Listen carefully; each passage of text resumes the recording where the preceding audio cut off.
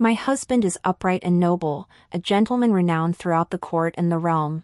He takes no concubines, keeps no mistresses, all believe he loves and cherishes me. Only I know he loves the Empress. I had long resigned myself to my fate. Until that year, when rebel forces stormed the city, seized our only daughter, and demanded he surrender the Empress and Crown Prince. On the battlefield, he shot our daughter dead with an arrow, saying, "Since ancient times, one cannot serve both family and country." My hair turned white overnight. In despair, I chose death alongside the Empress. When I opened my eyes again, I had returned to the night of our wedding. Facing his expressionless face, I smiled softly. "Since you love each other so deeply, let your love story be sung throughout the land." Main text: In my past life, news arrived that the Prince of Qi had rebelled and breached the imperial city. I immediately dismissed the servants and fled with my daughter. She asked in confusion, "Why not wait for father to return?" I smiled bitterly, clutching her close. "Your father will not be coming home. He had someone else he wished to protect." Sure enough, soon after, the emperor was slain by the Prince of Qi. Shinsu escorted the Empress and Crown Prince out of the city. From start to finish, he never once remembered his lawful wife and young daughter still left behind. Fortunately, I had long ceased to place any hope in him. As his reputation for loyalty and righteousness spread far and wide, my daughter and I mingled among the refugees, living day to day without certainty. Yet, holding my daughter close, hope never truly died within me. I thought, if we somehow managed to escape this ordeal, I would surely live my life well. All past memories would be cast aside. No longer would I have to bear that heavy, sickening secret, living in constant dread. But heaven does not always grant our wishes. In the end, we fell into the hands of the rebel forces. Shinsu proclaimed the Crown Prince Emperor, leading the imperial loyalist forces against the rebels and forcing the Qi king into retreat. Somehow, the Qi king recalled rumors of Shinsu's deep affection for his wife and daughter. He offered a hefty bounty and eventually captured us. On the city walls, the desperate Qi king pressed a blade to my daughter's throat, demanding Shinsu hand over the Empress and the Crown Prince. Knowing it was futile, I still pleaded with Shinsu through blood-soaked sobs. I begged him, for the sake of our 11 years as childhood sweethearts, to spare our only daughter. But without hesitation, he drew his bow and shot an arrow through her. Since ancient times, one cannot serve both family and country. His words rang out across the battlefield, echoing through the heavens. The battle was won. He rescued the Empress, embraced the Crown Prince, and saved the crumbling empire, becoming a national hero. He used our daughter's blood to pave his own immortal fame, securing the splendid realm for those he loved. My hair turned white overnight, my heart turned to ashes. The Prince of Qi did not kill me. Before fleeing, he ordered me return to Shinsu. I knew why he spared me. He wanted me to be his blade of vengeance. I had no reason to refuse. In Shinsu's camp, I saw the legendary Empress whose fame shook the realm. She nestled in Shinsu's embrace, no longer even bothering to hide their relationship from me. Your daughter's sacrifice for the nation was a profound blessing. You must not harbor resentment or blame Minister Shin. After all, with your humble origins, you should cherish the blessing of being able to accompany Minister Shin day after day. Meng Han looked down on me from her lofty position, her gaze carrying a barely concealed loathing and hatred. At this moment, she was the most honored woman in the entire empire. And I was nothing but an ant she toyed with at her whim. What did she hate about me? The answer was self-evident. I let out a low chuckle. Your Majesty the Empress must be terribly jealous of me, right? I may be of humble origins, but I stand openly by Shinsu's side as Lady Shin. Whereas you, the esteemed Empress, can only meet him in secret chambers like a rat afraid of the light. Before I could finish, Meng Han erupted in fury, just as I'd anticipated. She lunged forward, her palm slamming into my face. You wretch! How dare you! My head jerked to the side. One cheek burned like fire, a metallic taste rising in my throat. Still unsatisfied, her long nails tore into my skin. What are you, that you dare speak to me like this? You owe your wretched life entirely to my mercy and magnanimity. I had intended to let you return to the Shin residence as a mere ornament, but since you show such ingratitude, you shall join that bastard child you bore at the Compassion Temple. I didn't give her the chance to finish. The golden hairpin concealed in my sleeve pierced her throat. Blood sprayed across my face. Her once radiant, arrogant features were now twisted in agony, grotesque and ugly. Her mouth gaped wide, eyes bulging like a dead fish. Before I could withdraw the pin to strike Shinsu, a powerful force kicked me away. I coughed up blood. Through the crimson haze, I saw only Menghan collapsing into Shinsu's arms. That face, forever unruffled, now twisted with shock, pain, regret, and rage, it was breathtakingly beautiful. His eyes red, he cursed me, "You poisonous bitch. I'll make sure you burn in hell." Too bad he wouldn't get the chance. Before stepping through the door, I had already taken poison. Now it seeped into my very soul, every thread a thread of agony. Through the haze, I saw that little pink bundle beckoning to me. Just like countless times before, she comforted me like a miniature adult. "Don't be afraid, mother. Chow Chow will always be with you.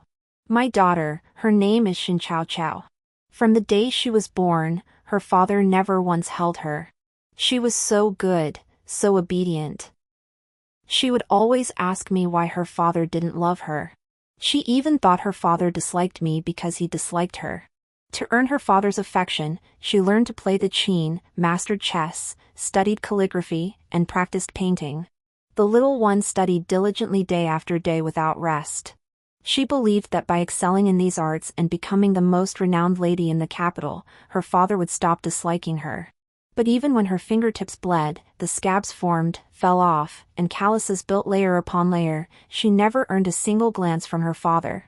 That day atop the city wall, my Chow Zhao faced the arrows her father shot, yet she only looked at me.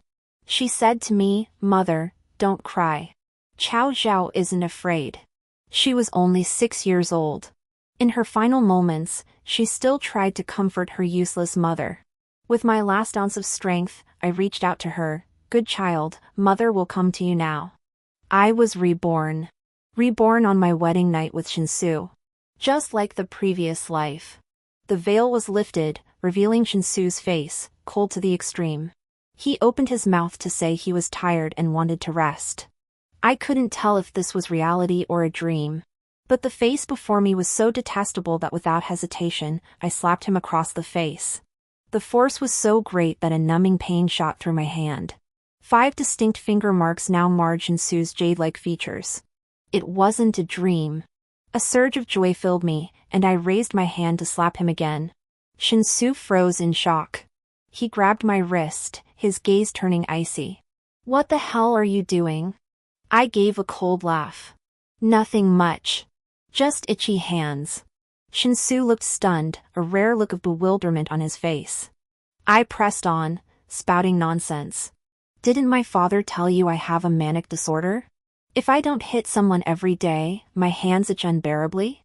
Since you promised my father to care for me for life, you should be happy to be beaten by me." Shinsu was furious. "What the hell are you talking about? We've known each other this long, how could I not know you have this condition?" I rolled my eyes. "Ha, that's a funny thing to say. If I'd told you, how could I have made you willingly marry me? But you don't need to feel wronged. My father has supported you all these years. Think of this as repaying that debt. Besides, you're tough as nails, a few blows won't hurt." He was furious. "Aren't you afraid I'll divorce you?" I calmly sipped my wedding wine. "Go ahead and divorce me. You turned down the marriage proposal from the Vice Minister of Personnel's family just to marry me. Everyone knows I'm the daughter of your mentor. If you divorce me, what will become of your reputation?" He glared at me with hatred, struggling for words before finally managing a single, venomous "you." I remained perfectly calm, thinking to myself, he brought this upon himself. Shinsu married me precisely because he saw my humble origins. My father was the Grand Master of the Imperial Academy. I was his only daughter. Shinsu was a distant cousin from my mother's side. His birth mother had an affair and conspired with her lover to poison his father. The clan seized his family's estate and cast him out. One year, when my father accompanied my mother back to our hometown, he took pity on Shinsu and brought him along to study. Initially, my father considered taking him as a son-in-law. But Shinsu showed remarkable talent in his studies. The laws of our dynasty stated that while a son-in-law was not barred from taking the imperial examinations, he could not hold official positions. Fearing this would hinder his future prospects, father abandoned the idea. He devoted himself solely to supporting Shinsu's studies, viewing it as cultivating good karma, hoping Shinsu would one day repay this kindness. Shinsu and I grew up together, childhood sweethearts. With his striking good looks and exceptional talent, I had always harbored feelings for him. But my father urged me to abandon these thoughts. He said Shinsu was no ordinary man, destined to soar to great heights. As for me, with my mediocre talents, marrying him would make me an ill-suited match. He only wished for me to wed into a prosperous family, find a kind-hearted husband, and live a peaceful life. Though my heart ached, my father's illness was terminal at the time. I could not bear to defy his wishes, so I forced myself to suppress my feelings and treat Shinsu as an elder brother. Later, Shinsu indeed achieved the triple imperial honors, becoming the youngest third-place scholar in our dynasty. He suddenly became highly sought after. Even the family of the Vice Minister of Personnel sent envoys to propose marriage. Father inquired about his intentions. He declared his affection for me. He begged father to grant me to him in marriage. My heart swelled with joy, and I resolved to be his devoted wife. Little did I know that the man I adored had always seen me merely as a pawn to conceal his shameful feelings toward the Empress. Born into poverty, orphaned, and without brothers, I was an easy target for him to manipulate. I married him at just 16. On our wedding night, he refused to consummate the marriage, claiming I was too young and he couldn't bear to cause me pain. Believing he cherished me, I devoted my entire heart to him. I managed the household, keeping everything in perfect order. To outsiders, we appeared deeply devoted. For 2 years after our marriage, he maintained impeccable self-restraint. When colleagues invited him to indulge in carnal pleasures, he always refused, claiming he had a fierce wife at home. This became a celebrated tale. Even though he was always cold toward me at home, I never doubted his feelings for me. I thought he was simply reserved by nature. But when I turned 18, he still showed no intention of consummating our marriage. As an unmarried woman, my birth mother long gone, my father deceased, I didn't even know whom to ask about such matters. Later, I mustered my courage, learned the ways of courtesans, set a banquet table, and invited him to drink. During the feast, I half undressed and sat in his lap. He shoved me away violently, demanding where I'd learned such vulgar tricks. He said it disgusted him. I'll never forget the look in his eyes that day.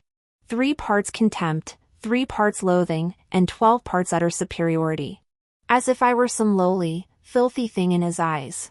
Ashamed and furious, I watched helplessly as he swept his sleeves and left. For a long time afterward, he ignored me completely. Though we lived under the same roof, he treated me as if I were air. Even a glance at me would have sullied his eyes. Back then, I was too young to understand this was his way of disciplining me. He crushed my pride, trampled my self-respect. He turned me into a pitiable creature within the inner quarters, one who only knew self-pity and followed his every command. Back then, I didn't know what to do. Each day, I dared only hide beneath the covers and weep in secret. Thinking of this, my anger flared once more, and I slapped Shinsu again. He seized my hand, warning me not to push my luck. Do you truly believe I wouldn't dare strike you?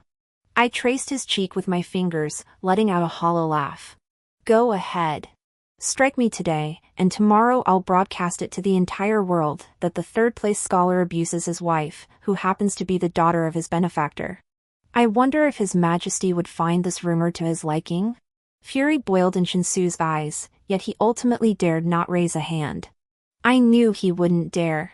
Right now, he was focused solely on climbing higher for his empress. His reputation couldn't afford even the slightest blemish. With a sigh, he lowered his head, feigning deep affection as he nuzzled my cheek. Kujin, have you misunderstood me? Or have you believed some slander? We grew up together.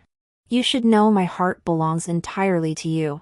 My humble origins made my rise to this position exceptionally difficult. As husband and wife, we share honor and disgrace.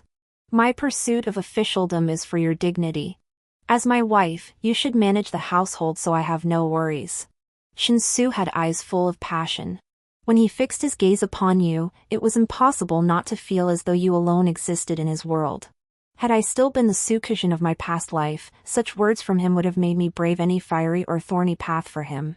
Alas, that concubine is dead. The one standing before him now is a vengeful spectre, yearning to grind his bones to dust and scatter them to the winds. His soothing words were merely a ploy. Since he couldn't divorce me, he needed me as his puppet. I traced his face, then slapped him hard. Too bad, a lowly bastard born of an adulterous affair like you could never deserve my love. Shinsu glared at me, his eyes burning with a hunger to devour me alive. But in the end, he only gritted his teeth and left. Seated upon the crimson wedding quilt, I watched his retreating figure, my mind churning with schemes to destroy both him and Meng Han. If they loved each other so deeply, wouldn't it be a shame not to let their love be sung throughout the land? The next morning, I rose early and cooked a pot of hot congee. I set breakfast in the main hall and invited Shinsu to join me. Shinsu eyed me suspiciously, likely puzzled why I'd hated him with such fury last night yet treated him with such attentiveness this morning. I rolled my eyes. Eat it or leave it. If you don't eat today, don't ever expect another meal from me. Shinsu finally sat down and began drinking the porridge. Then, he was knocked out by my sleeping potion. I spat right in his face. Such a scumbag, thinking he could eat this lady's food? Go eat in the underworld instead. After that, I couldn't wait to smash open the door to his study. After a thorough search, I found that miniature portrait of Meng Han in a secret compartment in the wall. The inscription in the lower left corner read, "Beloved Henin." It was unmistakably Shinsu's handwriting. Seeing this portrait again after 2 lifetimes, my heart still churned with disgust. Memories from my past life flooded back like a galloping horse. After Shinsu rejected me that time, I sank into despair for a long while. But I wasn't the type of woman who couldn't let go. Whatever his reasons for treating me this way, it was never the marital bond one desired. Though my heart ached like a knife, I proposed. If he didn't love me, I could divorce him. He stared at me for a long moment, tucking my hair behind my ear. Why would you think that? Of course I love you. I haven't consummated our marriage only because I practice the Huanglao way, which forbids such matters. But if you desire it, I'm naturally willing to satisfy you. That day, we consummated our marriage. Throughout the entire process, I felt only pain. On the bed, he remained as cold and distant as ever. After it was over, he said he had official business to attend to and left as if fleeing. Under the cold moonlight, I watched his hurried footsteps disappear. My heart felt utterly barren. He remained indifferent in that regard. He only consummated our marriage on fixed days each month. Soon after, I became pregnant. Later, I gave birth to a child. He never touched me again. To outsiders, we appeared to be the picture of a harmonious couple. But in reality, at home, we were like 2 parallel lines that never intersected. Just as my father had foretold, his official position grew ever higher. We moved to a larger residence. With the expanded household, we often went weeks without seeing each other. By then, I had already sensed something was amiss. But with a child already born, I thought most women in the world must endure such circumstances. I treated him merely as the child's father. Life wasn't unbearable. My only grievance was his indifference toward Chow Chow. When Chow Zhao first learned to walk, she spotted Shinsu in the mansion, wobbling toward him, wanting him to pick her up. She stumbled halfway and fell, bursting into tears. Shinsu merely frowned and watched from the side, never lifting her. That day, Shinsu and I had a huge fight. He asked me what else I could possibly want. You wanted protection? I married you, I gave you protection. You wanted a child, so I gave you one. You wanted honor, so I earned you prestige. From being the daughter of a National Academy scholar, you became a third-rank noble lady. Now, wherever you go, everyone looks at you with respect. A person should know when to be content. In that moment, it felt like a bucket of ice-cold water had been dumped over my head on the coldest day of winter, chilling me to my very bones. I had believed that even if Shinsu didn't love me, he still held some respect for me. Yet, in his heart, everything he gave me was merely charity. I didn't want that charity. I demanded a divorce once more. But outside his study, I discovered him masturbating before a portrait. In that moment, I couldn't tell if I felt more disgust or anger. I kicked open the door, snatched the portrait, and demanded an explanation. To my shock, the figure in the painting was none other than Empress Han. Clutching that small portrait, I felt the world spinning. So many puzzling events from the past suddenly made sense. Why Shinsu had married me. Why he married me yet never touched me. And why the Empress always tormented me whenever we met. As Shinsu's wife, I inevitably encountered the Empress during annual court ceremonies. I still remember our first meeting. I failed to catch a jade scepter offered by a palace maid, shattering it. The Empress punished me by making me kneel before Fengqing Hall for 3 hours. Only after Shinsu pleaded for mercy was I finally released. That day, on the carriage ride back to the mansion, my legs swelled like dough, throbbing with pain and humiliation. Yet Shinsu merely said, "The Empress has a fiery temper, but her heart is pure as crystal. You must never harbor resentment toward her."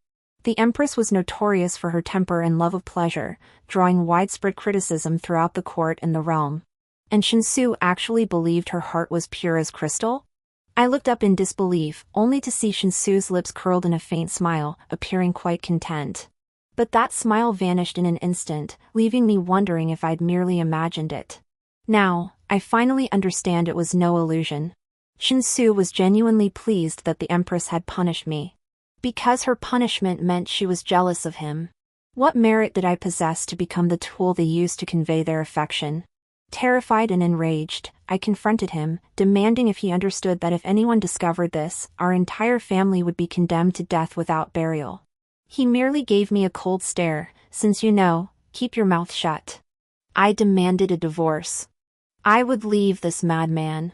He replied, "A divorce is possible. You may leave, but Cao Cao must stay." Under the moonlight, his jade-like face resembled a man-eating demon. I finally understood why Shinsu had made me bear a child.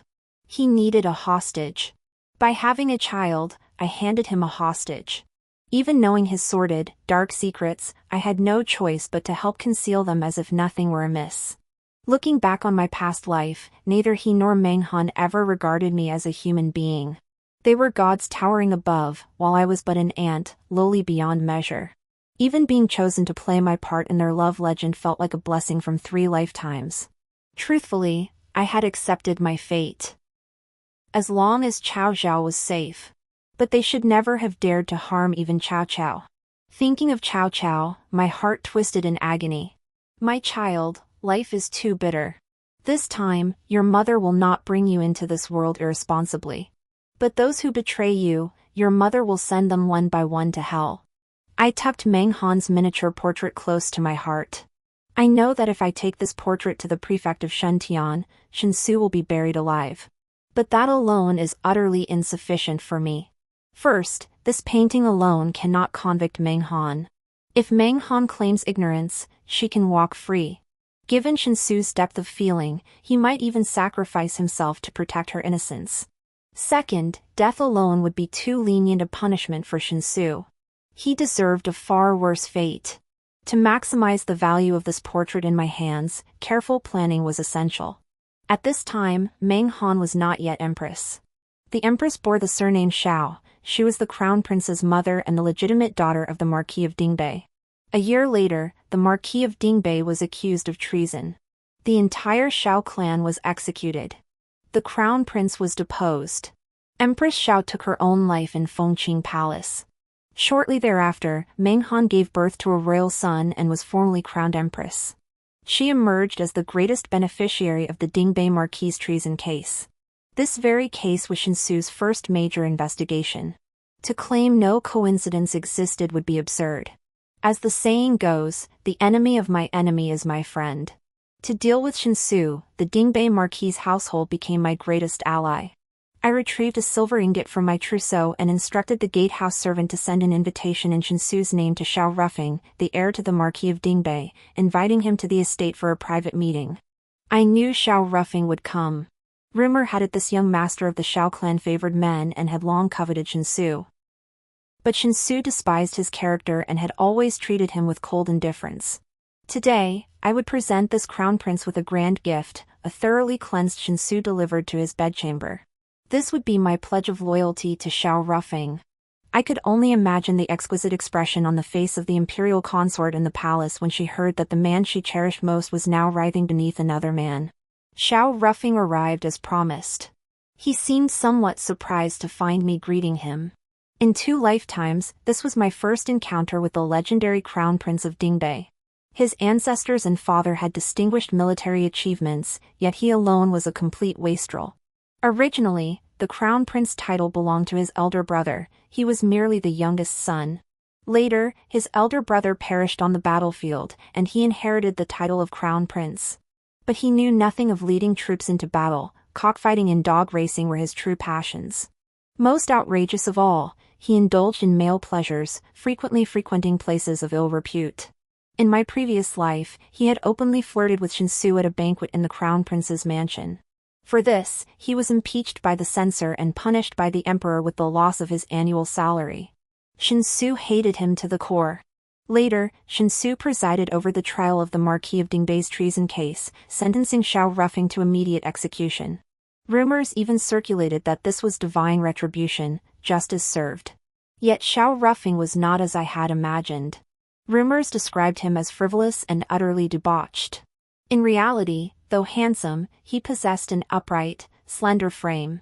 Even clad in a frost-colored robe, he couldn't conceal the icy, formidable aura radiating from him. Xiao Rufeng asked why I'd summoned him. I opened the study door to reveal Shinsu lying unconscious on the couch.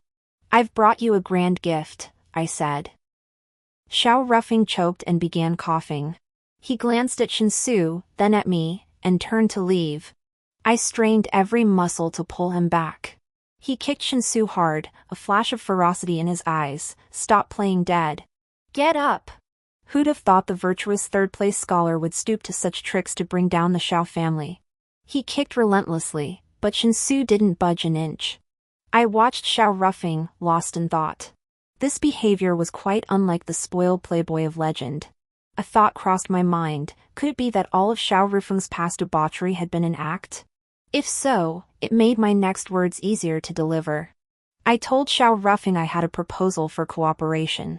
The crown prince could gain a beauty while also helping the empress overthrow the imperial consort. Xiao Rufeng's face darkened. He demanded I stop spouting nonsense. He turned to leave, but I calmly pointed out, the empress and the Xiao family are in grave danger. Internally, the imperial consort covets the empress's position. Externally, the emperor harbors suspicion toward the Xiao clan. Though the Xiao family appears to be thriving now, the slightest misstep could plunge them into ruin. If this weren't the case, the young master Xiao wouldn't have stooped to such disgraceful means. Hearing this, Xiao Rufeng lunged forward and seized my throat. "Do you realize those words you just spoke could get you killed 800 times over?" I smiled faintly. "Why not, young Master Xiao? Enter the palace first and search the Empress's chambers for any enchanted artifacts. I'll wait here for the crown prince." Xiao Rufeng pondered for a moment, then suddenly released me and hurried away.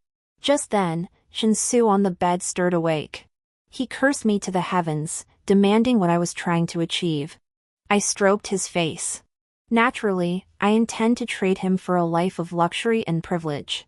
Shinsu flew into a rage, struggling desperately, but bound tightly, he couldn't break free.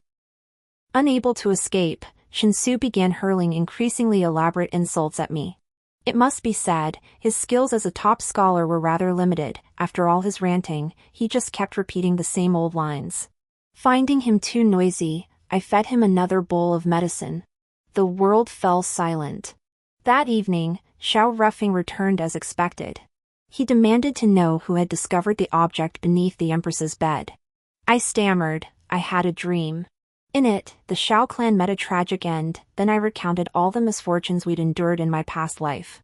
I added that I'd never believed such things until I found this miniature portrait in my dear husband's chamber. I presented the portrait of the imperial consort before Xiao Rufeng. Xiao Rufeng wore an expression convinced I was spouting nonsense, yet he sat down and asked what my plan was. Late into the night, a small sedan chair carried Xiao Rufeng into the Xiao residence. The occupant, naturally, was my utterly captivating husband.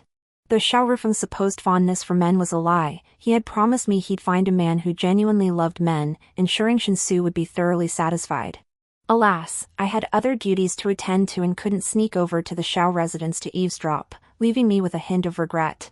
2 days after Shinsu vanished, a servant claiming to be from the Minister of Right's household came looking for him. I recognized him instantly, not a servant of the minister's, but the messenger between Meng Han and Shinsu in my past life, a lowly eunuch runner from the imperial workshops. After I exposed Shinsu's scandal in my previous life, he'd stopped hiding anything from me at home. It was this very eunuch who had delivered messages between Shinsu and Meng Han back then. I pretended to know nothing and told him Shinsu had been invited away by Xiao Rufeng. The eunuch grew frantic, his voice cracking. "Xiao Rufeng? Don't you know that young Master Xiao has certain inclinations? How could you let young Master Shin go to the Xiao residence?" I feigned shock, bursting into tears. How could I know? I only saw young Master Xiao and my husband conversing privately in the study before he followed him away. I begged the eunuch to find a way to save my husband. He hurried off. The moment he turned away, I wiped the tears I'd forced out and smiled. "Meng Han, don't you dare disappoint me." I didn't have to wait long before the little eunuch returned. He said he consulted his master, and now there was only one way to save Shinsu. I must go and cause a huge scene at the gates of the Xiao residence. I feigned fear and asked, "They say the Xiao heir kills without blinking an eye. Going to his residence to cause a scene, isn't that courting death?" The little eunuch glared at me angrily. "Do you even want to save Minister Shin?" "To save Minister Shin, the only way now is to make this scandalous enough for the whole world to know. Only then can my young master intervene. Besides, you are Minister Shin's wife. His humiliation is your humiliation. If you die for him, isn't that what you should do?" Well said, my death for him is only fitting. Meng Han never ceases to disappoint me. Sending me to cause a scene at the Xiao residence was likely a ploy to have me killed. Ideally, she hoped Xiao Rufeng would slay me with a sword at the Xiao mansion gates. That would eliminate me, Shinsu's consort, while also piling more guilt onto Xiao Rufeng through my death. A truly clever strategy, killing 2 birds with 1 stone. Pity Meng Han lured me into the trap, unaware she herself was the one trapped within. Long before Xiao Rufeng abducted Shinsu, our plan was already set. That very night, he took Meng Han's miniature portrait to the emperor. He declared to the emperor that abducting Shinsu was done entirely for his majesty. Shinsu deserved death for his vile deeds, yet the emperor couldn't punish him openly. Thus, Xiao Rufeng devised the scheme to trap Shinsu in a state of living death. Shinsu's reputation was already ruined, a little more scandal mattered little. But the emperor's honor could not be sullied by such a petty villain. Xiao Rufeng also confessed to the emperor that his only uncertainty lay in Meng Han's role within the sordid affair. Should the emperor decline to investigate Meng Han, he would return to his residence and execute Shinsu immediately, announcing publicly that the man, unable to bear the humiliation, had thrown himself against a pillar and perished. Should the emperor wish to probe Meng Han, he possessed another stratagem to test whether she had been involved with Shinsu. Xiao Rufeng's confession, word for word, presented itself as acting in the emperor's best interests. How could the emperor not be moved? Moreover, he appeared to offer the emperor 2 choices. But ask yourself, where in this world would a man, knowing his own head might be crowned with green, not seek the truth? Especially when that man is an emperor. The emperor would certainly investigate Meng Han. When Meng Han plotted to send me to my death, she didn't realize every move she made was already under the emperor's surveillance. Gazing at the young eunuch, I slowly nodded, feigning conviction. "You're right. Dying for my husband is worth it." The eunuch departed, satisfied. I smoothed my robes and hurried straight to the Xiao residence. Upon reaching Xiao Rufeng's mansion, I was indeed barred at the gate. Outwardly, I wept and pleaded incessantly, yet inwardly, I was utterly confident, fully aware of how to proceed next. The Xiao family mansion stood in a prominent part of the city, a special grant from the late emperor to General Xiao after the royal army's northern campaign. General Xiao had always been close to the common people, so the Xiao residence was perpetually bustling with carriages and crowds. Stumbling back and forth before the Xiao gate, I suddenly threw myself onto the stone steps and wailed with every ounce of strength I possessed. "The Xiao heir acts with utter recklessness. He forcibly reclaims laborers and forces virtuous women into prostitution. My cry drew the attention of the gathered crowd. Wiping away the tears I'd forced from my eyes with my handkerchief, I wailed, "My husband, Shinsu, was personally selected by His Majesty as a third-place scholar in the imperial examination. He is a respected compiler in the Hanlin Academy. Yet the Shao family's heir has seized him from our home on false charges and imprisoned him. Under this clear blue sky, my poor husband has been imprisoned for 3 days and nights. I've heard that Zhao's heir devours people whole. By now, my Shin must have been, Shin, I understand. Even if you escape Zhao's estate alive, you'll have no face left to live. Then I'll join you. I refuse to live." After delivering this dramatic monologue with perfect cadence, I hurled myself against the towering stone lion guarding the Shao family gate. Seizing the moment when no one was watching, I smashed open the blood-filled pouch I'd prepared. Instantly, blood gushed from my forehead. I collapsed unconscious before the Shao residence. This dramatic spectacle stirred righteous indignation in every onlooker. Even with my eyes closed, I could hear the crowd cursing Shao Ruffing in every accent imaginable. Soon, men sent by Shao Ruffing arrived to carry me away. After being taken to the clinic by the Shao household servants, Shao Ruffing was indeed waiting for me. Seeing my face and hair drenched in fake blood, he laughed at my dedication. As I wiped myself down, I reminded him that if you're going to put on a show, you must go all out. The stage was now set for young Master Shao. Just as we had planned, the uproar I caused became common knowledge, inevitably drawing the attention of the imperial censor. The very next day, Shao Ruffing was collectively impeached by the censors. For a time, the entire court was so preoccupied with this matter that no other petitions could be presented. The emperor flew into a rage and immediately decided to personally preside over the trial. Shao Ruffing and Shinsu were escorted into the palace to face the emperor, while I, as a key witness, was brought into the Golden Throne Hall. After all this scheming, the grand show was finally about to begin. When I arrived, the interrogation had just started. After just a few days apart, Shinsu had been tortured into a gaunt, emaciated shadow of his former self. It was a pity Meng Han wasn't here. I would have loved for her to see Shinsu's state today. He was overcome with emotion upon seeing me, cursing me as a venomous woman, his eyes burning with hatred as if he wanted to devour me alive. Instead, I threw myself upon him, wailing, "My lord, what has become of you?" I even adopted a stance as if ready to fight Shao Ruffing to the death. Whoever witnessed this couldn't help but praise my virtuous devotion. Finally, eunuchs restrained me. Kneeling before the emperor, I banged my head on the ground repeatedly, begging him to vindicate Shinsu. Shao Ruffing cried out in protest, pleading for the censor to withdraw, insisting this was merely the emperor's private affair.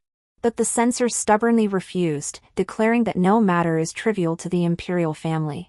Shao Ruffing looked at the emperor with evident distress, stating firmly that he could not disclose the case's details unless the censor withdrew. He shot a meaningful glance at Shinsu, suggesting perhaps the young master should decide whether the censor should remain. Shinsu prostrated himself, imploring the censor to withdraw. But the censor, whether driven by the belief that no imperial matter is trivial or simply relishing the spectacle, refused to budge. As the three of them tangled in this stalemate, the emperor's expression darkened until finally, unable to contain himself, he waved his hand and ordered the censor to withdraw. The censor had no choice but to leave. With his departure, the hall was left with only the emperor and his personal eunuch, along with Shinsu, Shao Ruffing, Empress Shao, and myself. Presumably because the matter involved the imperial harem, Empress Shao was also present. Shao Ruffing played his part to the hilt, immediately prostrating himself at the emperor's feet. He shot Shinsu a greasy glance, implying that while his abduction of Shinsu was indeed driven by personal desire, he had coveted Shinsu's body. Had Shinsu not committed treasonous acts, not even 800 dares would have made him dare to insult an imperial official. Shinsu refused to accept this, cursing Shao Ruffing as a beast and kneeling to beg the emperor for justice. Shao Ruffing sneered coldly, pulling a small portrait from his robe and flinging it before Shinsu. "Well then, let Editor Shin explain who this person in the painting truly is." Shinsu glanced at it, his eyes freezing as if he had seen his own death. The emperor and empress, likely having seen this portrait before, remained composed. Yet the emperor still displayed the expected fury, snatching the jade scepter beside him and hurling it at Shinsu. Demanding an explanation. The jade scepter struck Shinsu's head, then bounced to the floor, shattering into pieces. The sound of jade cracking silenced everyone present. Blood poured from Shinsu's head. Yet he quickly regained his composure, kowtowing to the emperor and declaring he had never seen this painting, that all this was a conspiracy orchestrated by Xiao Rufeng and myself. Before the assembled court, he began recounting how, on the second day of our marriage, I had drugged him into unconsciousness and transported him to Xiao Rufeng's residence. His eyes blazed crimson with fury, his voice trembling with emotion, as if possessed by a demon. He cried out his innocence, begging the emperor to vindicate him and grant death to this poisonous woman. He failed to notice that the gazes of those in the hall now regarded him as a madman. I feigned heartbroken sorrow as I looked at him, asking, "Husband, have you lost your mind? I devoted myself to planning for you, how could you treat me this way? Even if you seek to absolve yourself, you must not slander me thus." I too threw myself to the floor, sobbing uncontrollably before the emperor. "Your Majesty, Shinsu and I grew up together, the whole neighborhood knows it. I've loved him since childhood. Whenever there was anything good in our home, he always got it first. To let him study without worry, we never made him lift a finger around the house. Marrying him was the blessing I'd longed for day and night. How could I possibly bind him and shove him into another's bed on our second night as husband and wife? Especially when that another is a man? My husband is the most upright man. Prince Xiao must have driven him mad, causing him to spout such nonsense here. Your Majesty, you must vindicate this humble woman." I feigned accusations against Xiao Rufeng. Xiao Rufeng sneered coldly, "Are you a fool? Your beloved husband is trying to kill you, and you still have the nerve to slander me?" I wept and wailed, appearing utterly distraught. Empress Xiao gently reminded me to reveal everything I knew, assuring me she and the emperor would see justice done. Staring at Empress Xiao, I blurted out like a simpleton, "But I already told you everything. What else is there to say?" I knew well that the more foolish I appeared now, the more the emperor would trust me. Empress Xiao was pleased with my improvisation, her eyes crinkling with amusement. "Simply recount how Rufeng came to your home, and how he took editor Shin away from there. Tell it truthfully." I paused before speaking slowly. "Your humble servant is foolish. I've only been married to the Shin family for 3 or 4 days. Let me begin with our wedding night.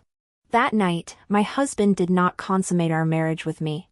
Instead, he retired alone to his study.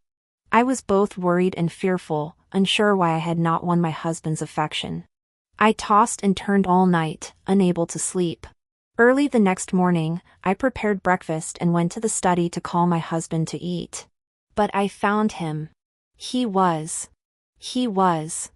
I feigned embarrassment and indignation, adopting an expression of difficulty in speaking. Though I did not state it explicitly, everyone in the hall understood my meaning. The looks they cast at Shinsu were filled with contempt. Shinsu's face turned as red as a pig's liver, his chest heaving. "You venomous woman! You're slandering me!" I prostrated myself twice more, declaring every word was true. If a single word was false, may the thunder god strike me dead. After all, Shinsu had done such things right before my eyes in his previous life, and who knows how many times in private. Even the gods would surely judge me innocent of deceiving the throne. Shinsu, consumed by impotent rage, spewed a torrent of vile slanders against me. I, however, wept uncontrollably, unable to speak further. A eunuch promptly stuffed Shinsu's mouth shut. Like a lamb led to slaughter, Shinsu could only emit muffled whimpers. The emperor motioned for me to continue. Stammering, I said, "I do not know who the person in this painting is, but such an incident occurred on the very first day of my marriage. My heart is truly heavy." Coincidentally, that same day, my husband sent an invitation to Prince Xiao, inviting him to our residence. Assuming Prince Xiao was my husband's friend, I secretly showed him the miniature portrait. My intention was to ask Prince Xiao to persuade my husband. I even thought, if my husband truly liked it, I could decide to bring him into the household as a sister-in-law. Unexpectedly, Prince Xiao's face turned pale the moment he saw the portrait. He hastily put it away and went to find my husband. The result? My husband was taken to Prince Xiao's residence and hasn't returned for days. Coincidentally, the young servant from the minister's household, the one who's close with my husband, came looking for him at our residence. I told the servant about this incident. The servant then informed me that Prince Xiao, well, he has a taste for men. He urged me to make a grand scene at the Xiao residence to demand my husband's return. Prince Xiao wouldn't dare refuse. What happened next, everyone already knows. As my words ended, the room fell silent, broken only by Shinsu's frantic moans. I bowed my head repeatedly before the emperor, like a devoted wife concerned only for her husband's safety. A stinging pain shot through my forehead, it must already be swollen. Yet a wave of satisfaction washed over me, for I knew each prostration was a death knell for Shinsu. Weeping as I bowed, I pleaded, "Your Majesty, I do not know which woman that painting depicts. But my husband's affection for a woman surely does not warrant death. Prince Xiao has so deeply dishonored him, I beg you, Your Majesty, to vindicate this humble woman." My words flowed with heartfelt emotion and logical coherence. By comparison, Shinsu's defense seemed feeble and futile. The emperor's gaze upon Shinsu was already that of one looking upon a corpse. At that very moment, Meng Han was brought before the throne. After 2 lifetimes, I saw Meng Han once more. Hatred seethed within me, yet I could only clench my fists tightly, using the pain to remind myself to remain composed. Whether in my past life or this one, Meng Han had always been deeply favored by the emperor. To bring her down, I could not afford a single misstep. She knelt to pay her respects to the emperor. He stared at her, not allowing her to rise. It was Empress Xiao who gently urged her, "Rise, my child. There is no further need. We discovered a portrait of the imperial consort at Shin Bianzhuan's residence and wished to have you identify it. This painting is so exquisitely detailed, could it be from your private collection?" Meng Han cast a single glance at the small portrait on the ground before gracefully kneeling at the emperor's feet. "Your Majesty, this servant." I gave her no chance to utter her defense. The moment she lifted her head, I feigned seeing her for the first time, eyes wide with terror, pointing at her, speechless with shock. Then, disregarding the emperor and empress present, I crawled on my knees to Shinsu and delivered several sharp slaps across his face. You fool! How could you covet the imperial consort? If you coveted the imperial consort, why did you marry me? You bastard! This is treason, a capital offense.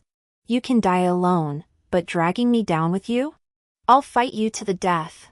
I pounded Shinsu relentlessly, drowning Meng Han's pleas in my frenzied rage. Shinsu had realized the situation was hopeless the moment Meng Han entered. He gritted his teeth, enduring my blows and insults without uttering a sound. By the time the eunuch pulled me away, Meng Han had missed her chance to defend herself. Kneeling at the emperor's feet, her face slightly raised, tears glistened in her eyes, brimming with sorrow. She looked utterly pitiful. Alas, the emperor's gaze was now entirely fixed on me, not sparing her a single glance. I began kowtowing to the emperor once more. "Your Majesty, this humble maiden has been married to this beast for but 3 days. His deeds are not mine to bear. If you intend to execute his entire clan, might I first be granted a divorce?" My tears and snot flowed freely, making me look like a ridiculous clown. But this did lighten the heavy atmosphere in the hall. Meng Han's earlier tears had been shed in vain. Xiao Ruffing laughed at just the right moment. "Your Majesty, just grant her request. She looks terribly pitiful." The emperor waved his hand impatiently. "Rise. Stop crying. Your tears give me a headache." This meant he was pardoning me. Overjoyed, I hastily kowtowed in gratitude. Only then did the emperor turn to Meng Han. "Explain yourself.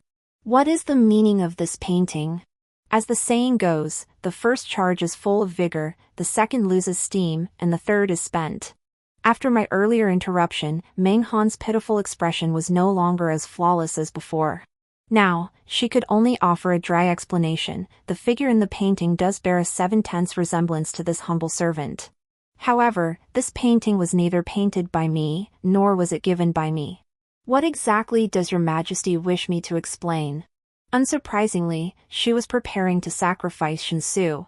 Gazing at Shinsu kneeling in the hall, I wondered, was his heart being torn apart by betrayal from his beloved? Or was he finding solace in sacrificing himself for her? Either outcome pleased me.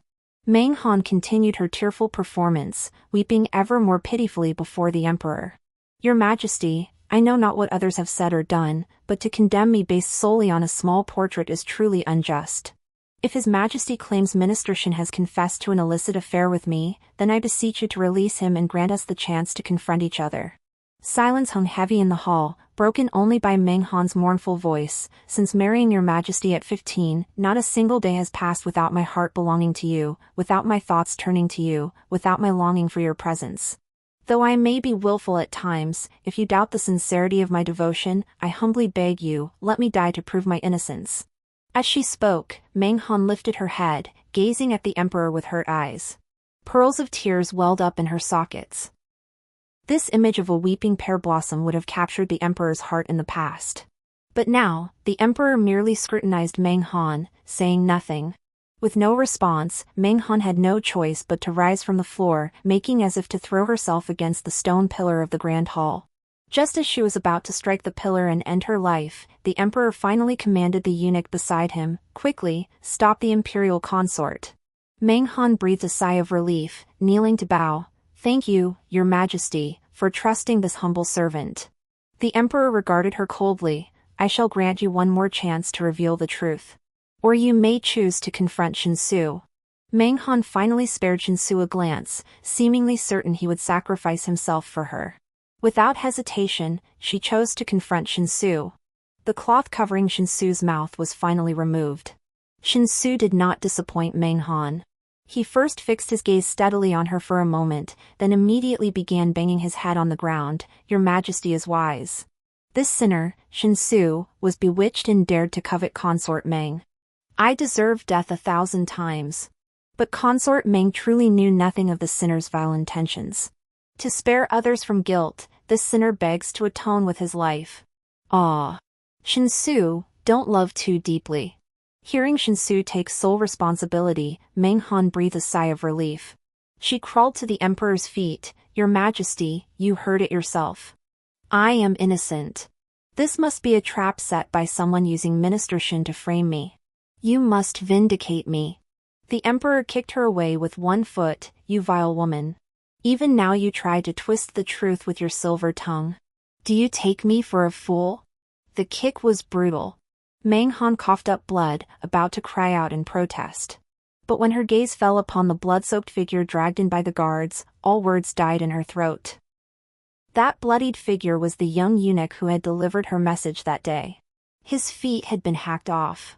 He was barely clinging to life, not a single inch of his body spared. Before the emperor, he could only mutter one plea: "Your Majesty, spare my life. I only boarded the Empress Dowager's treacherous ship because I stumbled upon her affair with Minister Shen. She threatened my family's lives, forcing me to run errands and deliver messages for her and Minister Shen. I had no choice. I beg only for a swift death." The emperor waved his hand, and the eunuch was dragged away. Only now did genuine fear flicker in Meng Han's eyes. Her face ashen, she threw herself desperately at the emperor. "This must be the empress's slander. Because Your Majesty cherishes me, she has always sought to eliminate me. Do not be deceived by her outwardly virtuous facade." Disappointment deepened in the emperor's eyes. He kicked her down again. "Wretch! With irrefutable evidence, you still dare to lie and slander the empress. Your crime is compounded. Guards! Take this vile woman away. I will make her suffer 1,000-fold humiliation." Seeing all hope lost, Meng Han screamed as if clutching at a last straw. "Your Majesty, Shinsu coerced me.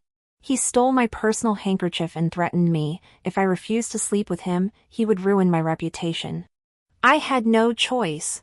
Your Majesty, did you not say you loved me most of all? I will serve you day and night henceforth. I beg you, spare my wretched life." Meng Han proved herself a woman of extraordinary resourcefulness, her ability to bend and stretch astonishing everyone present. Shinsu, however, looked as though he didn't recognize her at all, his face ashen. "Your Majesty, how could you speak such words? It was you who seduced the servant. You even said the emperor was old and greasy, that he disgusted you every time. You claimed you'd die content if only you could be with me. You are the empress I would die to protect. How could you treat me this way? This spectacle of dogs tearing each other apart proved far more thrilling than I could have imagined. Shinsu was gagged and dragged away, lest he utter any more treacherous words. Menghan cursed him incessantly as a fool, lamenting her blindness for ever having desired him. The emperor was so enraged he fainted, screaming before losing consciousness, "I shall have this adulterous pair torn limb from limb." The rest of the story, I heard from Xiao Ruffing. Menghan was executed by Ling Qi, the emperor fulfilling his vow to have her torn limb from limb. However, the palace's official announcement claimed consort Meng had died suddenly from an incurable illness. Shinsu, of course, also died. In official accounts, he died by impaling himself on a pillar, unable to bear Xiao Rufeng's humiliation, a death deemed honorable. The reality, however, was that the emperor had bestowed him upon Xiao Rufeng, where he was taken in turns by several burly men each day. Only thus could the emperor's hatred be appeased. For driving to death the Hanlin Academy compiler, Xiao Rufeng was publicly flogged 100 strokes by the emperor. Of course, this beating was merely for show. To outsiders, it appeared brutal, flesh-torn, blood-dripping, a terrifying spectacle. But in truth, when I went to visit Shinsu at the Xiao residence 7 days later, Xiao Rufeng was already walking with a spring in his step. Yes, I went to visit Shinsu. He was chained by his hands and feet within a cage, his home for the rest of his life. Upon seeing me, he cursed me first, then demanded, "Why?" I told him I had a dream. I recounted every single event from my past life, one by one. I told him that originally, he was meant to tread upon the blood of me and my child to elevate his beloved to the highest throne. But now, he could only remain in this cage, waiting day after day for his favor. This was the ending I had carefully chosen for him. As for me, thanks to the mercy of the emperor and empress, after arranging Shinsu's funeral, I was sent to the grasslands beyond the frontier. The place was my choice. In my past life, my daughter Chao Zhao once said the frontier was where she most longed to go. She had read the verse, "A lone column of smoke rises straight into the vast desert sky, the setting sun hangs round over the endless river." Yet she spent her days studying music and painting at home, never venturing far. I promised her then that after her 7th birthday, I would ask her father for permission to take her on a journey to see the outside world. Yet my Chao Chao never reached 7. Chao Chao, in this life, your mother will go to the frontier for you. Day after day, I'll watch the setting sun, night after night, I'll admire the desert. If you can forgive your mother, please be my daughter again in the next life. The story ends here. Thank you all for your company. See you in the next chapter.